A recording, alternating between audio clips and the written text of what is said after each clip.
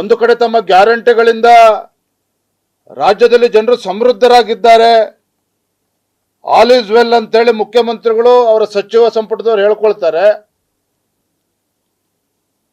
ಮತ್ತೊಂದು ಕಡೆ ಹೊತ್ತು ಈ ಮೈಕ್ರೋ ಫೈನಾನ್ಸ್ಗಳ ಭರಾಟೆನಲ್ಲಿ ಇವರು ದೌರ್ಜನ್ಯದಿಂದ ರಾಜ್ಯದಲ್ಲಿ ಬಡವರು, ಮಹಿಳೆಯರು, ಕೂಲಿ ಕಾರ್ಮಿಕರು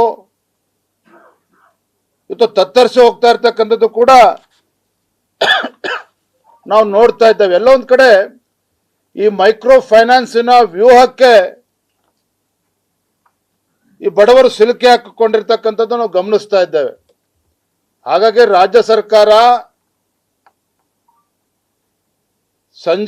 ಬೆಳಗ್ಗೆ 10 ಗಂಟೆಯಿಂದ ಸಂಜೆ 5 ಗಂಟೆ ಒಳಗೆ ಹೋಗಿ ವಸೂಲಾತಿ ಮಾಡಿ ದೌರ್ಜನ್ಯ ಮಾಡಿ ಅಂತ ಹೇಳೋದನ್ನ ಬದಿಗಿಟ್ಟು ಆ ಮುಗ್ಧ ಬಡವರ, ರೈತರ ರಕ್ಷಣೆಗೆ ರಾಜ್ಯ ಸರ್ಕಾರ ಧಾವಿಸಬೇಕು ಅಂತೇಳಿ ನಾನು ಈ ಸಂದರ್ಭದಲ್ಲಿ ಹೇಳೋದಕ್ಕೆ ಇಚ್ಛಪಡ್ತೇನೆ.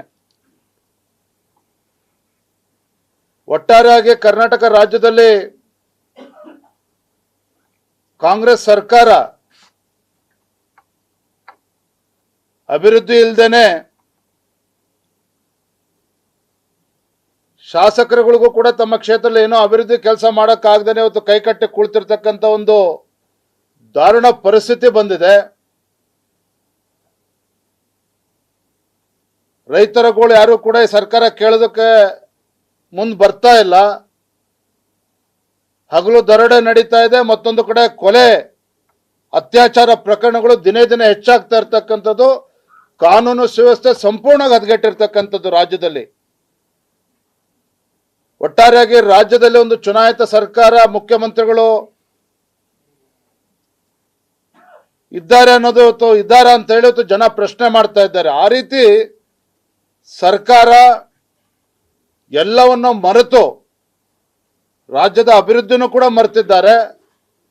ಕಾನೂನು ಸುವ್ಯವಸ್ಥೆ ಕೂಡ ಸಂಪೂರ್ಣ ಹದಗೆಟ್ಟಿದೆ.